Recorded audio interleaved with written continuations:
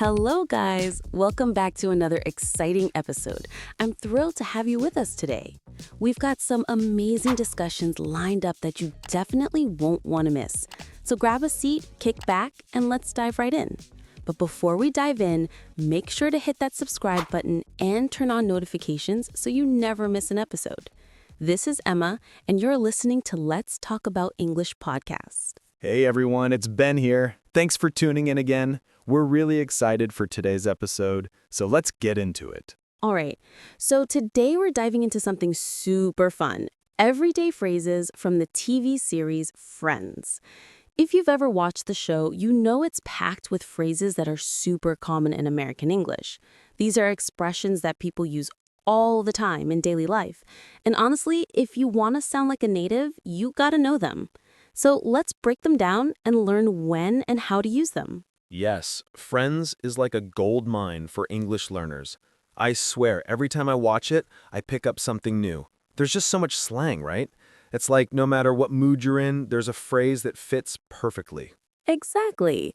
And what's great about Friends is that the characters don't just use slang.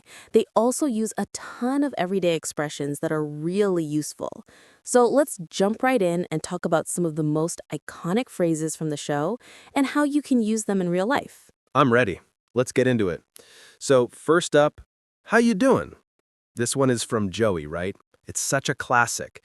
He uses it to flirt, but it's become part of pop culture now. People use it when they want to sound playful or cheeky. Yes, it's definitely one of the most recognizable lines from Joey. But Ben, I think we need to clarify here. It's a fun way to greet someone, but don't just throw it out there randomly. It's more about the tone and context. For example, if you're joking around with friends or someone you're flirting with, it's a great choice. But don't use it in a professional setting. That would be kind of awkward. Yeah, imagine saying that to your boss. How you doing? I'm sure that would not go over well. But if you're with close friends or on a date, it's kind of like a funny icebreaker, right? Exactly. It's playful and it shows you're comfortable with the person, but context is key. Use it with people you know well and in situations where you're just having fun. Don't use it with strangers unless you're trying to be super bold, and we mean super bold. Right. Definitely don't pull that one out in a serious conversation. But speaking of phrases, another big one from Friends is, could I be any more? This one is iconic too, especially from Chandler. It's like every time he says it, it's dripping with sarcasm. Oh, 100%. Chandler is the king of sarcasm. So when he says something like, could I be any more annoyed? It's his way of exaggerating how he feels. It's like saying, I'm super annoyed and you can tell by my tone. It's a way to emphasize something, and it's perfect for situations where you're expressing frustration or even disbelief. Totally. And it's just so fun to say, too. Like, I've caught myself using it when I'm pretending to be annoyed, but I'm actually just joking. Like, could I be any more tired when I'm feeling lazy, but I'm not actually upset about it? That's exactly how it works. It's casual but sarcastic at the same time, and you can use it in any situation where you're exaggerating your feelings, like when you're tired, hungry, or just a little bit over something. But again, sarcasm isn't for everyone, so make sure you know your audience before you go full Chandler. Yeah, you don't want to go too sarcastic with someone who might not get it. They might think you're actually mad or something. For sure. But moving on to another phrase, we were on a break. This one is a little controversial, right?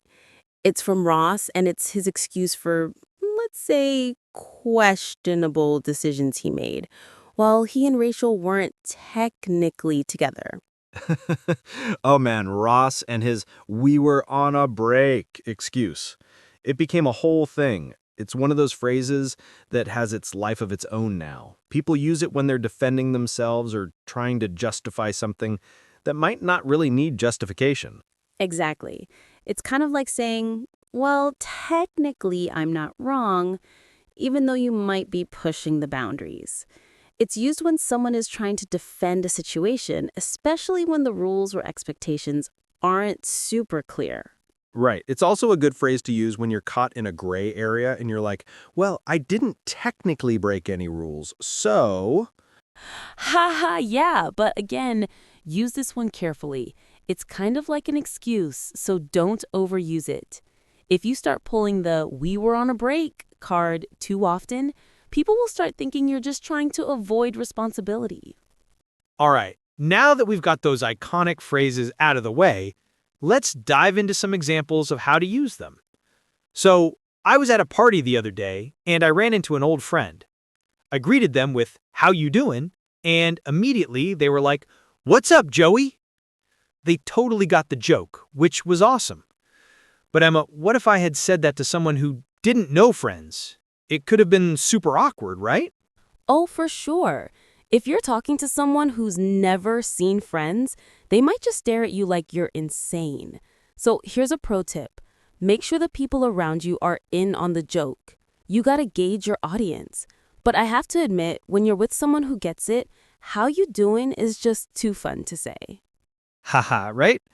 But on the flip side, when I was using "could I be any more," I made sure to say it when I was exaggerating, like, "Could I be any more tired?" And my friend laughed because they knew I was being sarcastic. I think that's key, right? It's not just about the words, but also about how you say it. Exactly. Tone is everything when you're using phrases like that. If you say, "Could I be any more tired?" with a totally deadpan face, it's clear that you're exaggerating. But if you said it in a way that sounds like you're actually upset, then it could confuse people. So sarcasm is great, but it's got to come with the right delivery. Right, right. So now let's talk about another phrase from Friends that's also super useful. "I'll be there for you." You know, the theme song, right? It's catchy and we all know it. But this phrase has really stuck in the culture, and it's become a go-to expression when you're letting someone know that you're there for them no matter what. Oh, that's such a sweet phrase. It's simple, but it really shows loyalty and support. People use it when they're comforting a friend or even just letting them know they've got their back. You could say something like, "Hey, don't worry, I'll be there for you," when a friend is going through a tough time. It's kind of like a promise. Yeah, totally. It's not just about the words themselves, but the feeling behind them. "I'll be there for you" feels like you're offering a shoulder to lean on. It's very personal, and it creates this bond. And honestly, I think that's why it's become so iconic in pop culture. Exactly. It's a phrase that transcends the show. People use it in real life to express deep care and commitment to someone else. But speaking of phrases that can be used in different contexts, let's talk about one that can be a little tricky. How you been? It's a shortened form of how have you been, but it's super common in casual conversations. People use it when they run into someone they haven't seen in a while. Ah, yes. "How you been?" That's one I hear all the time. But you've got to make sure you're saying it to someone you actually know. It's not a question you ask a total stranger. You'd sound weird, right? Oh, definitely. You'd be like, "How you been?" to someone you just met, and they'd be like, who are you again?" But when you're catching up with someone you haven't seen in ages, it's a great informal way to start the conversation. It's casual, and it kind of opens up the door for them to share what's been going on in their life. Yeah, I've used it before when I bumped into an old friend, and it was just the perfect icebreaker. But sometimes people overuse it, right? Like, you don't want to ask someone, "How you been?" every time you see them. That's a bit much. For sure. It's like anything else. Use it in the right context, but don't make it your go-to greeting every single time. It can lose its charm if you use it too often. Now, let's switch gears a bit and talk about some common mistakes people make when using these phrases. I know, Ben, you've had a few slip-ups in the past, right? Oh man, don't remind me. I've definitely messed up a few phrases before. I used to say, "Could I be more excited?" But I didn't really get the sarcasm down. So it just sounded like I was over the top in a way that didn't work. Yeah, that's a tricky one. If you're using "could I be more excited" in a neutral tone, it could come across as way too literal. So a lot of people do the opposite of what they're trying to achieve. Without the right tone, it just doesn't hit right. So, now that we've gone over some examples and how these phrases work, let's dive into the cultural context behind these expressions. Friends really shaped how we speak, not just in America, but globally. I mean, how many times have you heard people quote lines from the show in other countries? It's insane, right? Friends has become a global phenomenon. I remember watching it in high school and hearing people from all over the world repeating lines like, "How you doing?" or "We were on a break" in their own languages. The fact that these phrases have crossed borders and stuck with people says a lot about how impactful the show has been in shaping casual conversation. Definitely. And let's not forget the whole how you doin' thing. Joey's catchphrase isn't just a fun thing to say in English. People in places like Spain, Italy, or even Japan, they've found their own versions of it. It just goes to show how these everyday phrases have become part of everyday life, even in other cultures. For real, the way Friends popularized American slang and expressions globally is honestly wild. But also, some of these phrases wouldn't work quite the same way in other cultures. For example, sarcasm. It's a huge part of Friends, but not every culture embraces sarcasm in the same way we do here in the States. Some cultures find it hard to pick up on, and others may take it literally. Right. So you could say, could I be more tired in a casual setting in the US? And people get it.